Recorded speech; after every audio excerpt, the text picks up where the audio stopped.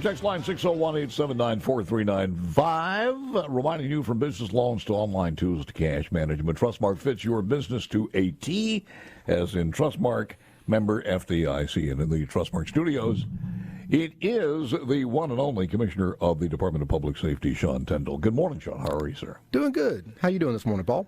Good. I'll follow up here because Lance started this fire earlier, suggesting that we have a biscuit and catfish breakfast in places like Popeyes and other places. They ought to be doing this. Mo says, Paul, my niece had a restaurant and one of her dishes was catfish fillet over grits with andouille sausage. Delicious. Yeah, but that's a high-dollar lunch or a dinner. That's not breakfast. You wouldn't put that in for breakfast. Well, not with the... well, I guess you could. I tell you, I mean, the thought of catfish and biscuits sounds really good. I don't know how productive I would be throughout the day if that's how I started it. Well, let me just put it as the workout would have to be extended a little bit more. So, how you doing? Doing great. Man, lots of things going on here. I was just thinking one of the things here that was across my desk was the first responders. You guys teamed up with the Braves. Yes. What's going on with that one? Very excited about that. It's something that we started doing 2 years ago, partnering with our pro baseball teams in Mississippi. And this year we're doing it with the Braves again. And it's a first responders and military night where all first responders and military officials who bring their credentials and bring their family can get in the game for free. And watch the game and be a part of it. And that includes retirees. If they have their retired credentials, they're going to be able to get in. And it's part of the 9/11. I mean, that was such a tragic moment in our country's history. And I think it's a way of saying thank you to first responders in Mississippi and across the country, really, to have these kind of events. And also to take that moment of quietness and silence and remember those that lost their lives. So we've been doing this now the last couple of years. Last year we did it on the coast with the Shuckers. And so we kind of rotate back and forth each year, 1 year on the coast, 1 year up here, and do this for our first responders. And really, we wanted to lead the way with this with DPS. One of the things that we've tried to do since we get here is to have better outreach with local law enforcement. And this is just another one of those efforts to, from a state level, let them know that we're trying to do things to show our appreciation for what they do on the local level and include them as well as our state law enforcement officers. And so it is when, again? It's Saturday night, 6 o'clock. I think the Braves are taking on the Smokies. It'll be their last series of the season. Hey, the weather's going to be great. It's supposed to be in the 60s at night, and it's just going to be a perfect night for some baseball. I'm going to be throwing out a pitch. I think we've got an officer, a captain with JPD that's going to be throwing out the pitch, and Sim Shanks with Capitol Police is going to be throwing out the pitch for Capitol Police. And if you know Sims, you know his family. His dad just passed away, longtime baseball coach, Mississippi Valley coach, coached local high school baseball around here, and kind of a baseball legend in the Jackson. You ever thrown out a pitch before? I did it last year, and I did the year before, and I've hit the mid. Did it bounce? No, right down the middle. I pitched in high school, and basically I was the BP pitcher. I threw BP. I threw it right down the middle, and people would crush it. So I'm a perfect BP pitcher. I did it, and I looked at it, and it didn't bounce. As a matter of fact, I got a strike, but it was a strike that was just lobbed in, but I actually reached it. But the amazing thing is from the years that I played, when you stand, and I didn't pitch, you stand on the mound and look at that, and you think, that's a hell of a long way. It's very intimidating, especially when you've been doing coach pitch the last few years with your 8-year-old, and it's about 30 feet away, and all of a sudden it's 60 feet. Which is it is the longest 60 feet you've ever seen, especially if people are watching you, and you think, okay, how many times is it going to bounce before I get it there? But it is, again, it's coming up this weekend. And what do they have to do to get the team? Just show up or what? Just show up. Bring your credentials, and you're going to be able to get in the gate. And again, the Braves have been great. Working with the Mississippi Braves has been wonderful that they've opened the doors and said, look, this is a perfect time for us to show our appreciation for the law enforcement in Mississippi, and we're going to open the gates and let these first responders and military come in. For people anywhere around the state of Mississippi who are Braves fans or just baseball fans, or you're just looking for good family fun, man, I got to tell you, it is inexpensive. It's a safe environment. The kids will have a great time. You're going to have a great time. Now, they used to have some of the other recreational extracurricular activity for some of the kids there, but there's plenty of food. Kids can romp around. The ticket prices are just unbelievably affordable. So Season's almost coming to an end. You need to take advantage of it. That's right. Look, it's great family fun, and we're going to have law enforcement vehicles out there, and some of the kind of touch a truck stuff for the kids. And look, the Atlanta Braves are killing it this year, and Yes, they are. this is a source of great players for them. Well, as I said, security is always good, but if any of you people who decide that you wanted to act up, this weekend is not going to be the time to do it. I would not do that. I think it would be ill-advised to choose this one. Speaking of which, I'm just looking at some of the other things to cover here. The patrol school is going to be starting. Is that this year or next year? We're going to start our next patrol school in January. We've accepted the applications. The deadline concluded about 2 weeks ago. We had right around 300 applicants. And so we're in the process of screening those. In fact, I think they have their initial PT test coming up this weekend. And we'll continue to narrow that down to about 40 to 60 cadets that will start in January. And one of the impressive things that I think we've done under Governor Reeves' administration is for the first 4 years of his administration, we've had a patrol school each year. And you have to go all the way back to the Fordyce administration to find a governor where you've had 4 consecutive patrol schools. And even going back before that, we had them in 18 and 19. So we're going on 6 consecutive years of patrol schools, and I think the record's 8. So we're going to break that. We're going to keep doing annual patrol schools, try to get those numbers up to 600. I travel across the state. I meet with troopers. I meet with local law enforcement officials. And recently I was up in the Starkville district, and I was looking at our CAD system, and it was about 9 in the morning, and we had, I think, 3 or 4 troopers working 9 counties. And that's just not enough out there on the roads, making our highways safe and making sure that if there's a wreck, we've got people that can respond. If there's a broke down motorist, we've got people that can help. And so we're going to do everything we can to get those numbers up over 600 for the first time since 2000. And that's going to be a mission over the next 4 years.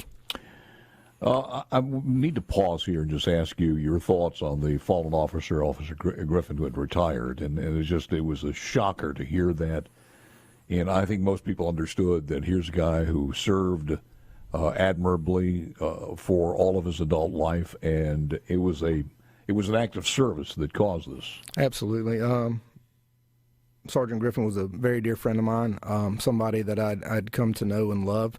Mm-hmm. He was at MBI when I came to DPS, and when he retired in 21, I knew he brought so many good things to the table that we had to keep him at the agency. And so we brought him on as a government affairs liaison, where he was instrumental in reaching out to local law enforcement, helping us with our cook team host events and emergency responses like the tornado. He led that team in having our food vendors set up and providing food for first responders and locals that needed it. And he did all of it with a servant heart all the time. And he will just be greatly missed. Monday, on Labor Day, when it happened, I went and met with his wife Edna and his daughter Olivia, and they knew his servant heart too. And so I don't think anybody was surprised that when he saw a wreck, he could have driven on by and called patrol and had a younger trooper show up, but that wasn't in his nature. He got out and tried to help this individual that had been thrown into the backseat of a car during the process of a wreck, and just tragically the car moved when he was trying to help him, and he got caught underneath it. So. Let me go back and ask you this one when we come back. The dates, deadlines to qualify as far as the patrol school. You still have time for that? No, that's already passed. But That's again, passed. we're going to be doing these annually. We're going to be recruiting annually, and they'll have an opportunity to sign up for the next year. Just best thing to do is just get into the system. That's right. Text line. I'm hitting you with this one, Cole. Ask the commissioner if they still patrol on any of the Natchez Trace. We were going north yesterday from Clinton and saw 318 wheelers. 318 wheelers, I'm sure, and a dump truck on the Trace. Have they changed the commercial vehicle restrictions? And we have seen several in the last few months. Ray in Clinton. No, that is of course, federal patrol by the feds and the Rangers, and so they patrol that. I do know, and I saw something recently that they had put out a notice for 18-wheelers that they are not supposed to be on the Trace. or any of the dump trucks and things like that. So I think part of the problem there is if you're using the mapping systems on your map, it'll throw you up on the trace as a means to get to certain locations, and I think that's what's happening. These I saw recently a circus was traveling along the trace, and they had gotten stopped and ticketed, and they were trying to put it back out there that commercial vehicles aren't supposed to be. That explains to me because it's a couple of 3 years ago we were going through the Smokies, and we accidentally wound up on the tail of the Dragon, that stretch of road that has just an ungodly. And then the more we learned about it at the station, at the way station or whatever, or some of the places there where you can learn the history of that, then we saw on YouTube some 18-wheelers that were just absolutely, and you would wonder why the heck would anybody do that? But it was the GPS just took them to the wrong place. That's right, and that's one of the scary things. We start talking about these autonomous vehicles in the future, and it's something we're trying to work through is plans such as that, because sometimes those mapping systems will throw you where you're not supposed to be, and we got to make sure we stay on top of that. I want to ask you real quickly the status of the Capitol Police, because I understand all of the legality and everything else. Where are we now with that? Well, of course, there's been some appeals filed on 1020 and the other Senate bill, and so that's kind of working through the process. We're still taking on the obligations in that bill and preparing for the expansion should it go through. And trying to put all those things in place. Chief Lucky is really doing a fine job reaching out to our law enforcement partners with JPD and Hinds County, trying to foster those relationships and build a stronger network and be a force multiplier. So that's going extremely well. And look, we've still got a lot of work to do. We're trying to put together a 911 call system so that we can answer calls more efficiently in the CCID, and again working with JPD and Hinds County so that we can assist them outside of the CCID when they need that help. And so I think it's going extremely well. When we started this a couple of years ago, we had about 75 Capitol Police officers. We're getting up close to 150. And so the force is growing, and we're bringing in a lot of good law enforcement officers and getting them acclimated to the Department of Public Safety and how we do things, and trying to make our capital city safer. So really proud of what's going on there. I heard from someone on the inside a couple of weeks ago, and you don't hear this from some of the politicians and the people who are going at each other. But apparently, the working relationship and everything is working out fine, and some results are you're getting results. Look, I've said from the beginning, if we can take the politics out of public safety, it's best for everybody. And so that's one of the things that we've tried to emphasize with Capitol Police and JPD and Hinds County is that we're here to work together, and if we're doing it as a public safety effort, we're not going to throw anybody under the bus. We're going to work with y'all. Y'all going to work with us. We're not here to point fingers.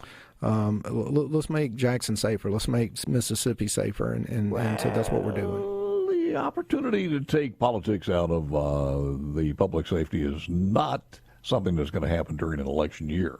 So, I don't want to corner you on this one, but I mean, one of the dumbest things I've heard from the gubernatorial candidate in Brandon Presley was that you're not qualified because you're not a police officer.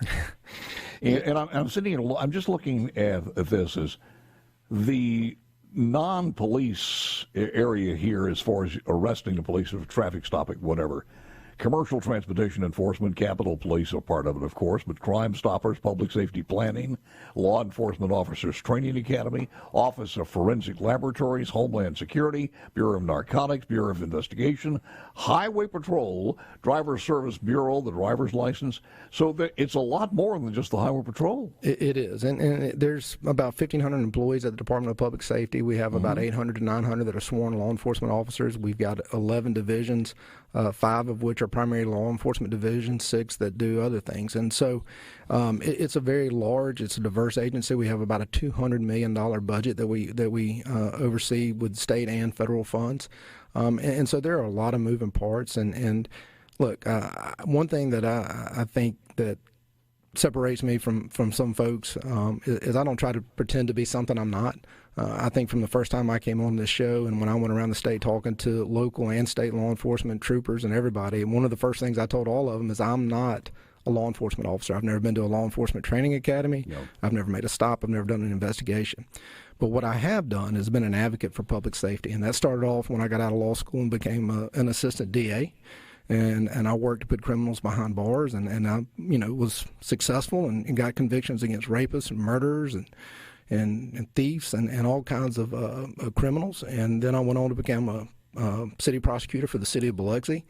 And then even in my time in the legislature, I was an advocate for law enforcement and public safety, and was recognized by the Law Enforcement Officers Association as Legislator of the Year. I've got numerous letters of support going back to that time from DAs and law enforcement officers thanking me for the work that I did in the legislature. And of course, taking on this job, I was at the Court of Appeals, and this was something I didn't seek to become the Commissioner of Public Safety. I didn't use any favors to try to get this job. I was very much content being a judge on the Court of Appeals, but Governor Reeves had a vision for the agency, and he felt like I was somebody that could get that done. And we've come in and we've worked really, really hard to do those things. And you look at driver services, we had 3 hours waits when we got here. And with the help of our administration and then the employees at driver services, we've gotten that down to about a 15-minute wait. You look at the medical examiner's office, we had autopsy reports that went back to 2010 that had not been completed. And we've eliminated that backlog working with Dr. Stacy Turner and Christy Simmons and the work that they've done there. We have dug ourselves out of that hole. And then you look at the outreach that we've done with local law enforcement and state law enforcement. We had our first public safety conference this year in Mississippi where we brought state law enforcement, local law enforcement, firefighters, first responders, and put them all in a room and had speakers, nationally renowned speakers, come in and talk about leadership, come in and talk about things that you can do to improve morale, recruit new talent.